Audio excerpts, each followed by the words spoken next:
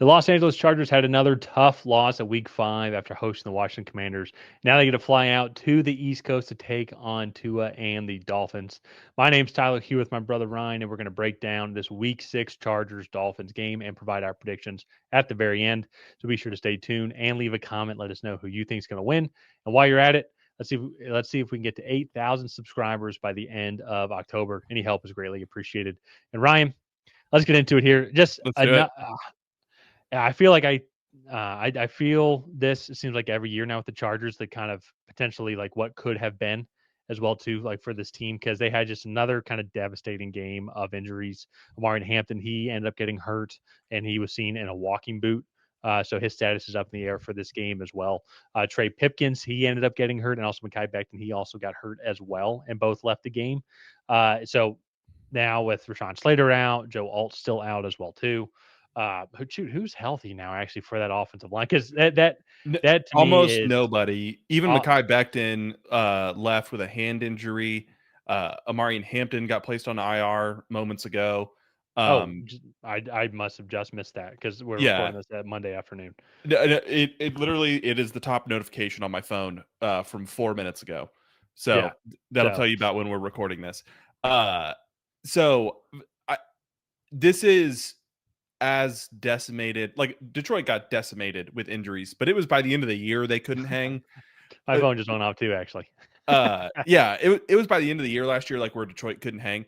You go look, this team has already lost their top 2 running backs, their top 2 tackles, their top edge rusher. Like, at what point is that like? At what point can they keep up Yeah, here? And I know we haven't really talked about Miami yet, but they still have Justin Herbert. They do still have 3 really solid wide receivers. Will Dissly did also leave the game.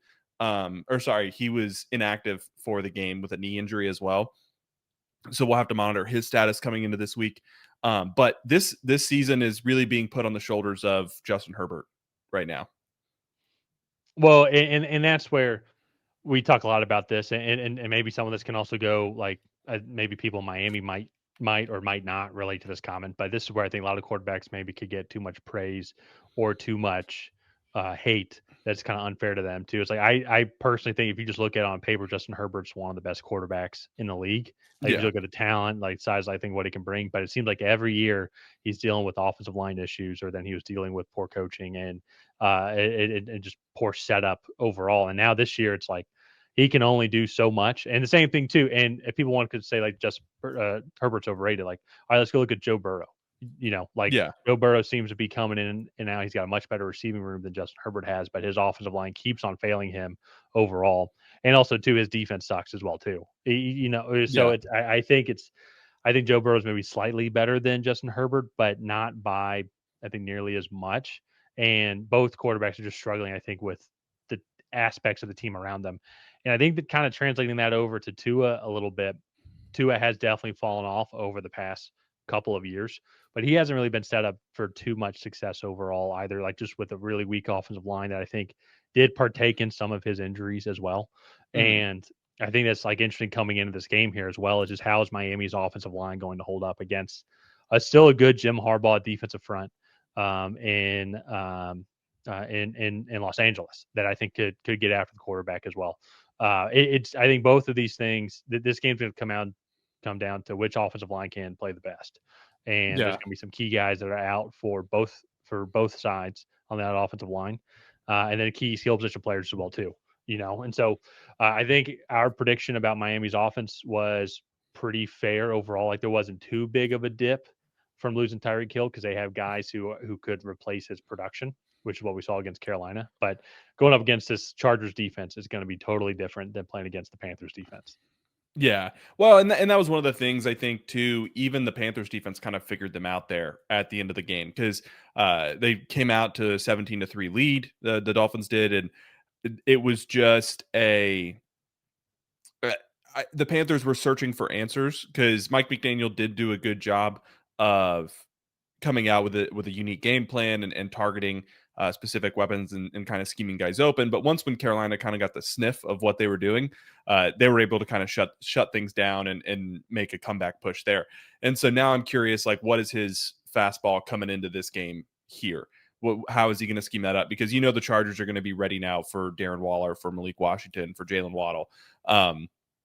And so I'm really curious to see what the Chargers matchup is going to be here. But I think this defense, it's still been relatively solid. I know the dam kind of broke in the second half against the Commanders there, but at a certain point, they were just on the field so much. Well, and just the ultimate momentum shift as well too in that game when you go from the punt return for a touchdown that was Yeah. called back because of a roughing the kicker, which gave the Commanders a first down. Then they went down and kicked the field goal to end the first half. Yeah. And then actually, then the Chargers never scored for the rest of that game. So it goes from being 17-7 to 10-all. Yeah. And then the Commanders go and get the ball. And if I'm not mistaken, I think they went down immediately and scored to start the second half. Let me go back and double check here. Third quarter. Yeah. Then they went Yeah, down. they So did. it was 17-10. So it was just a series of unfortunate events. So from a 2-possession game with it's like 90 seconds maybe left on the clock for that first half. Like, who knows if Washington's able to go down and score? Totally different game. And then now you go to, like, you're reeling. And then you go, and then when you finally get some momentum, that very unfortunate kind of tip play. That tip play at the At start the of the goal fourth line. quarter. Yeah, Yeah. at the goal line. To at least make it a one-possession game, and then it doesn't. So there's a lot of things that just seem to be going against Los Angeles. But it also, too, I feel like we've been saying that for a couple of years now, where it's just this thing's just not going their way. Outside of Brandon Staley decisions, Brandon Staley Yeah. did a lot of self-inflicted decisions. I think that hurt the Chargers' chances. But stuff like that, though, it's like I still really like this team. If they could get healthy, really would be excited to see what this team could do. We've seen it when they're fully healthy.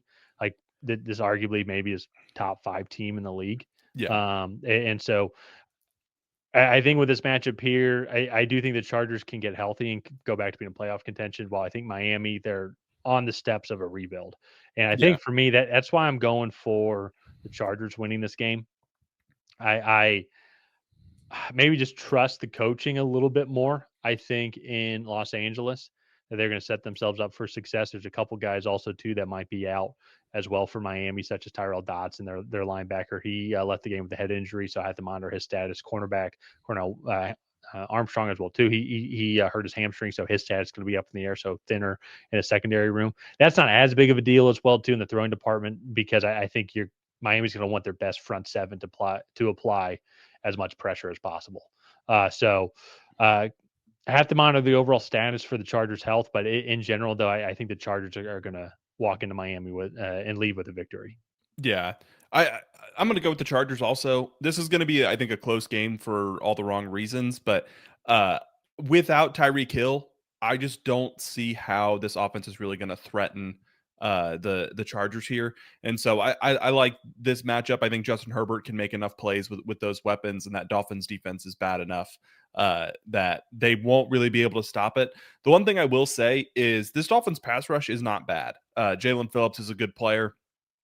And like they got Kenneth Grant, they have some decent guys on that line. So if this offensive line is still just decimated with injuries and it's basically second string guys going up against the Dolphin starters, I could see a path to victory here for the Dolphins by controlling this offense via the line of scrimmage, and then maybe making a late drive to win this game. So let's go ahead. Let's wrap it up here. If you guys have not already, please go ahead and like and subscribe. That is the best way to help out the channel. While you're down there, leave a comment on who you think is going to come out ahead in this matchup. Will it be the Los Angeles Chargers? Will it be the Miami Dolphins? Then that we'll see you guys next time.